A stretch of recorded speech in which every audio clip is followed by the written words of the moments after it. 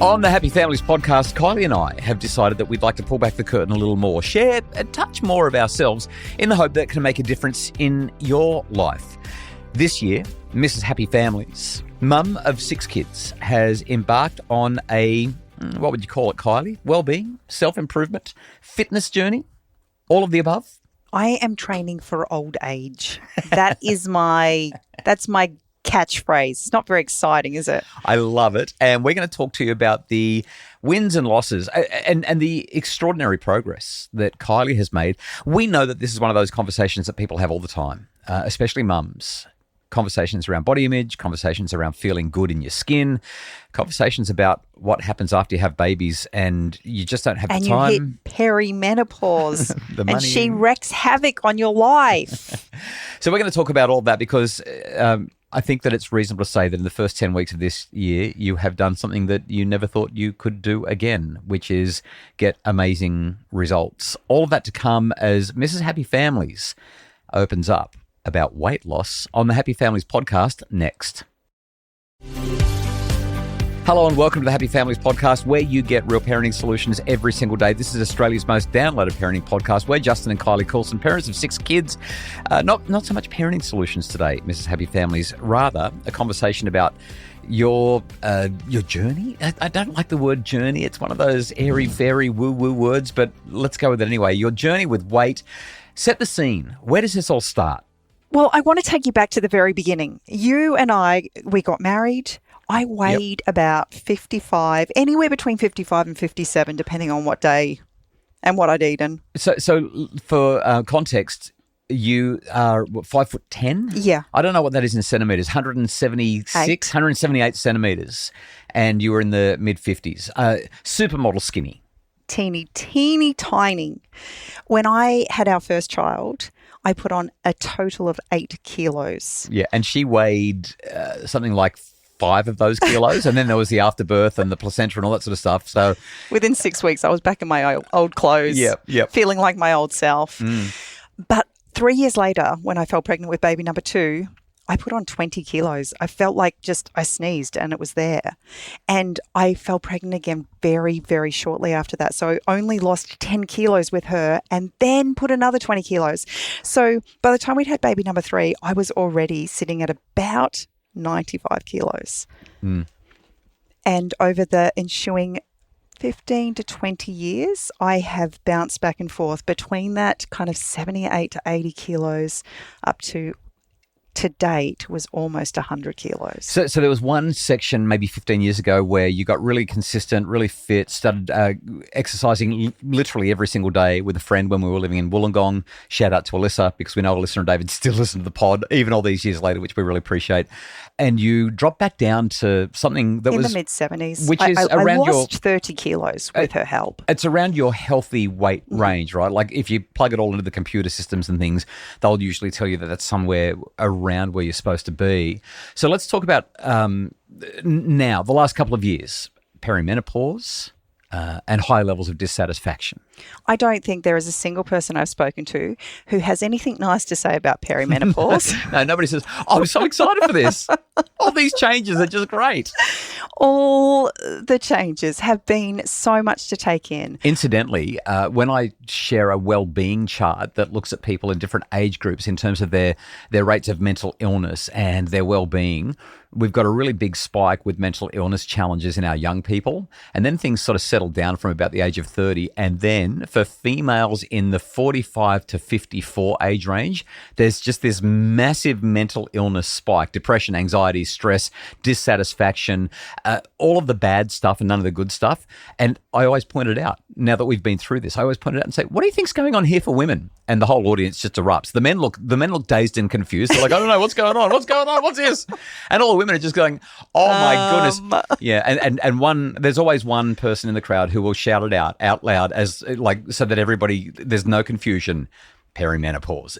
She'll never say it softly. It's always loud, and then hilarity ensues as we realise just how impactful it is. So over the last couple of years, I have actually got to a point where I was feeling completely helpless, completely hopeless, and just felt I was destined to live this life of this big, uncomfortable, cumbersome body of mine that was just not aging well at all. Yep. Like, I'm talking about the ability to be flexible and just move comfortably in your own skin. Sitting was hard, standing was hard, bending was hard, all of it. And at the risk of saying something uncomfortable and perhaps not the most polite, you've watched your mum go through this, right? And you always said, I don't want to be like mum. And yet it was starting to happen. But you started to have some conversation with some friends. And I think this is the really important part of this discussion that kind of gets us to where we are. Talk us through the conversations you started having with several of your friends around you. So one of my friends had just recently had a tummy tuck, and she was just in seventh heaven, just talking about how for the first time she felt comfortable being back in her jeans, and she was just so excited. And it got me thinking. I thought, what would that mean for me if I could just have somebody take it all away? At the same time, I had a couple of other friends who had decided to go down the gastric banding So that's the thing where they put bands around your stomach, literally shrink your stomach so you can't eat as much food? Yeah. Yeah. And I thought about that. And I watched one of my friends in particular. She could be a poster child for this procedure. Like for when it works. She looks amazing. She is living her best life. It's like she's got a new lease of life. She doesn't get to eat much food though. She doesn't get to eat much because the whole idea is your stomach is small, and the only way you can stay that size is to restrict your calories. Yeah. And then there were a few other friends who had decided to actually try the weight loss injections. Oh, so the GLP-1s. Yeah. Yep. And so I was kind of just mulling over all of these options, and none of them felt good in my skin. Like it didn't feel good, but I felt like there was no other option available to me. I had been moving my body regularly. I felt like I had a really well-balanced diet. I knew that I was eating probably more sugar than I should, but overall, I was getting lots of fruits and vegetables. I was eating good meats, and I felt like across the board, I was doing okay. So at this point, you go and see the doctor to discuss what you're thinking. After the break, we need to talk about your doctor's response and what you decided to do instead.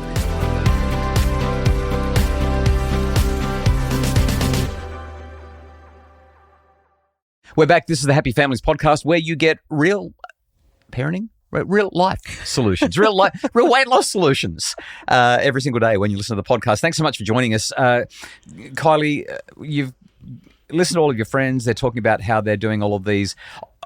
I don't know if the word is radical or extreme because they're so commonplace now, but certainly they're pretty invasive. They're quite intensive. You think about a tummy tuck, you are literally cutting your body in half. Okay, I'm going to call that extreme. I know it's commonplace, but it is still pretty extreme, right? You go gastric banding, you're literally tying a rubber band around your stomach. And I need to be really careful with how I say this because I don't want to come across as insensitive or inappropriate in any way.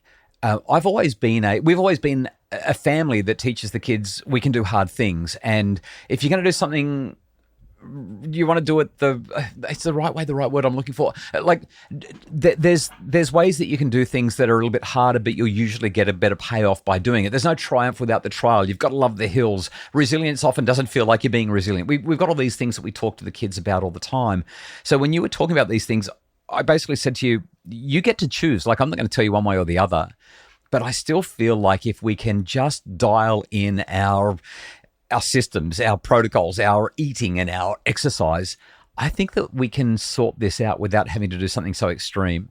And you said to me, my body just doesn't work like everybody else's bodies. Because I said that the basic equation is calories in need to be lower than calories out. And I just have to highlight at this point, you and I would go and do the same amount of exercise. You eat twice as much as I eat, and you would drop kilos while I was gaining them. It doesn't feel fair.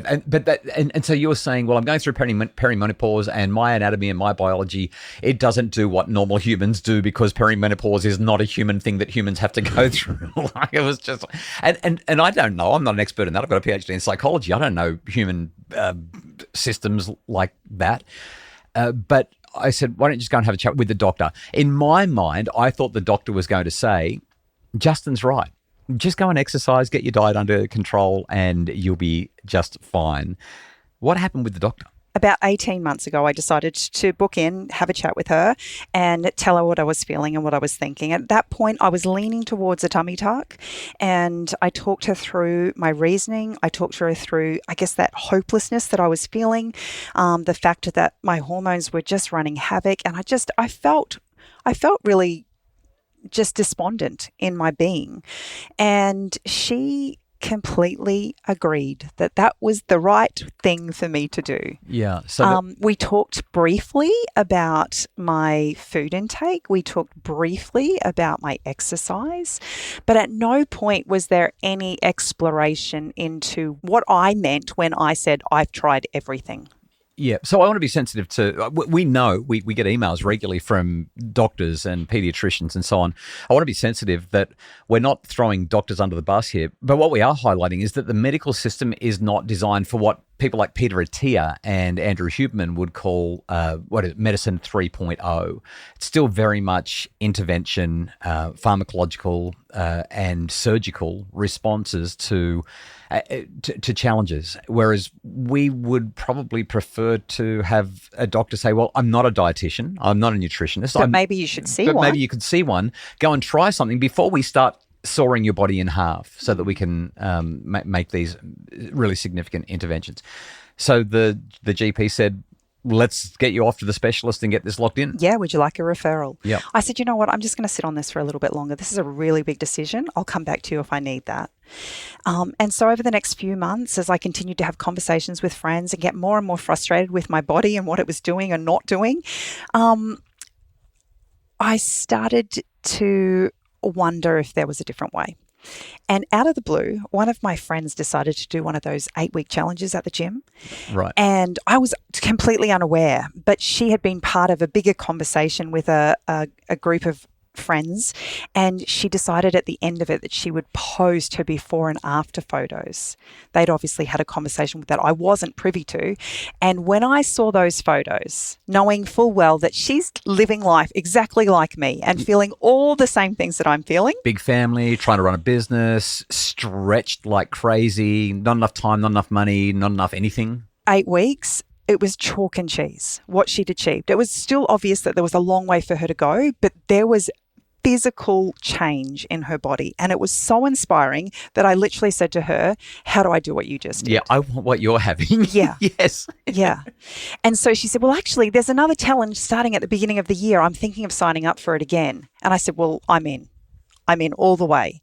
I came home, I talked to you about it. I shared the photos. And I was Debbie Downer. You were a bit. I just said, I don't feel like these, and again, if these work for you, I want to be sensitive. I'm not saying there's a right or a wrong here. We're just sharing what our experience was.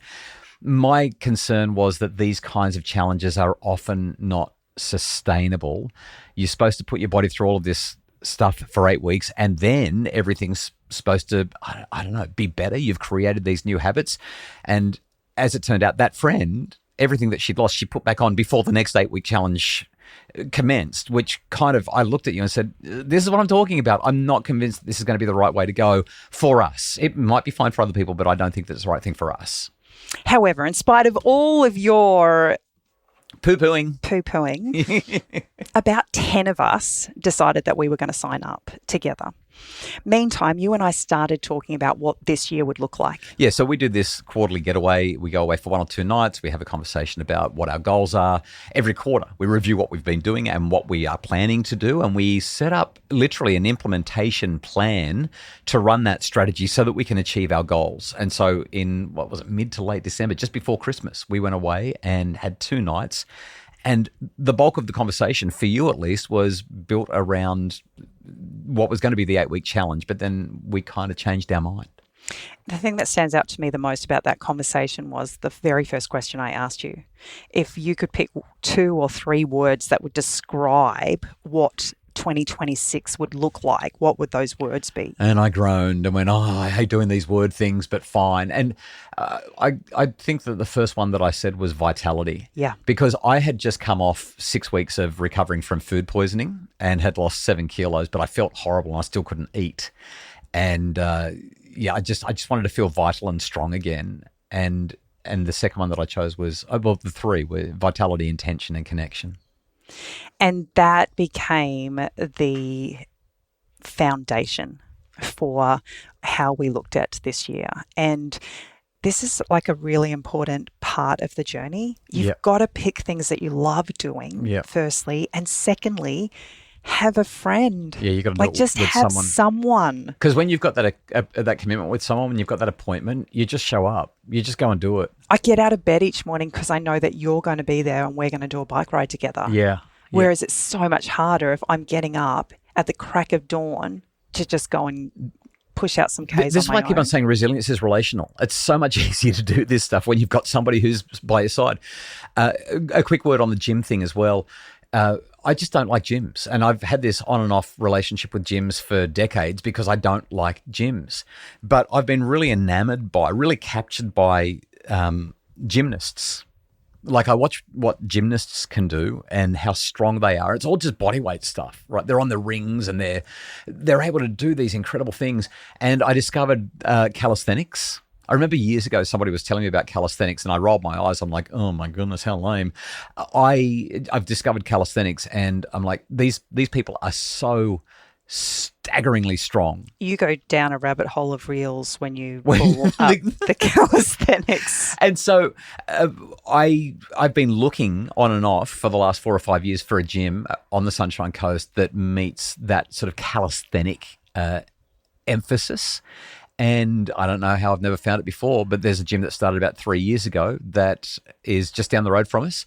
I called, I had a chat, told him what we're after. He said, yeah, come on in. I reckon I can fit you in. And it was just the best, and it has been ever since. And then 2 other things that I think were really important. I increased my water consumption.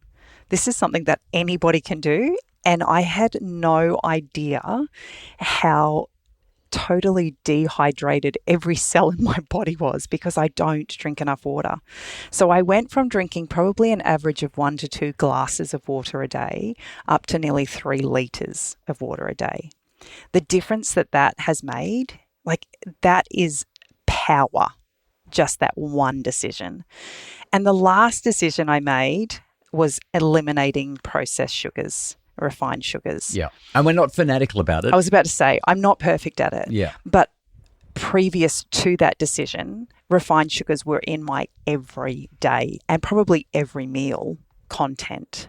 So we're kind of out of time here, but if I was to highlight what I've seen for 8 weeks, or it's 10 weeks, basically from somewhere between Christmas and New Year right up to now, 10, maybe 11 weeks now, you have consistently ridden your bike about 150 to 200 Ks a week.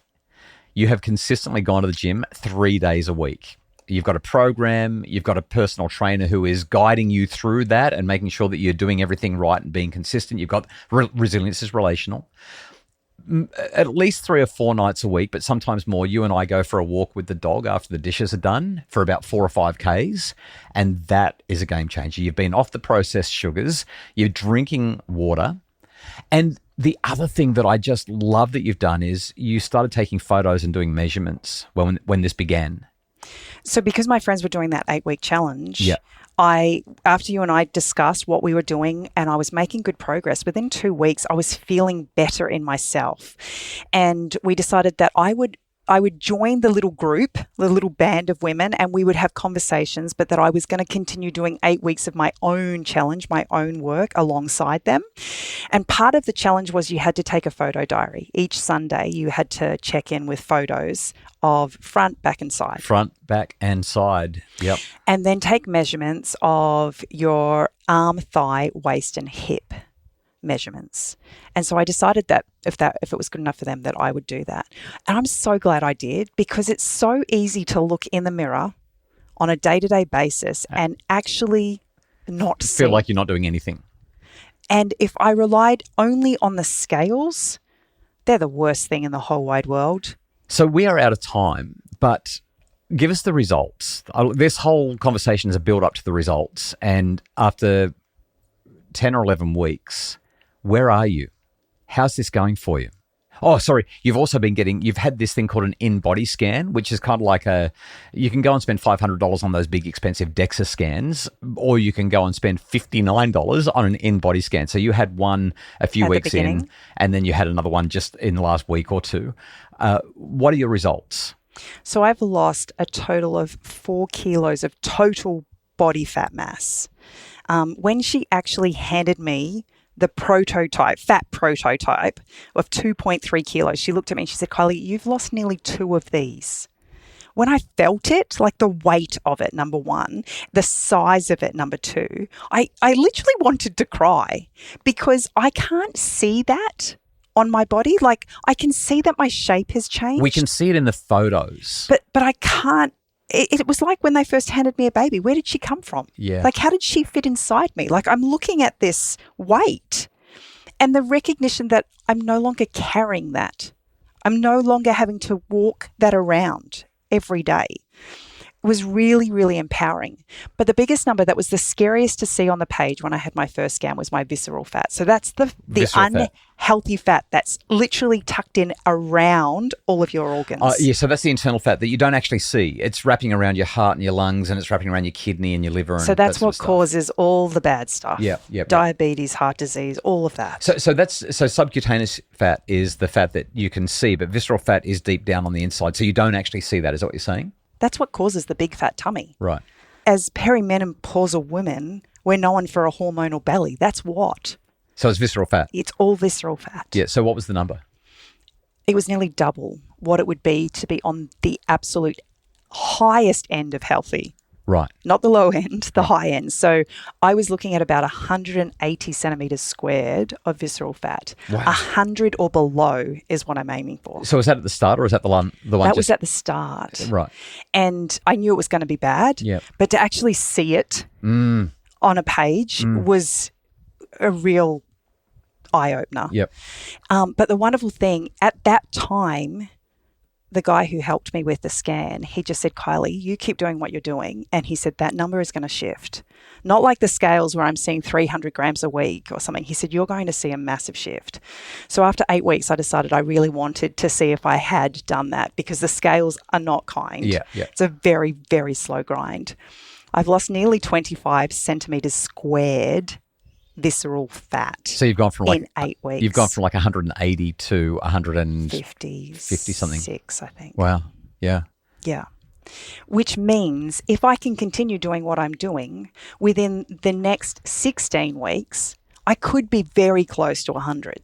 Like, that's how tangible that is to me now. Whereas before it just felt so overwhelming, so unachievable, and my body wasn't working. So let's just also, what we've discovered is that the number on the scale is not that important. What matters is what's going on the inside. But you've dropped from nearly 100 kilos to, you're tapping on the door of the 91s now. You're in the very low 92 range in that sort of 8 to 10 week period.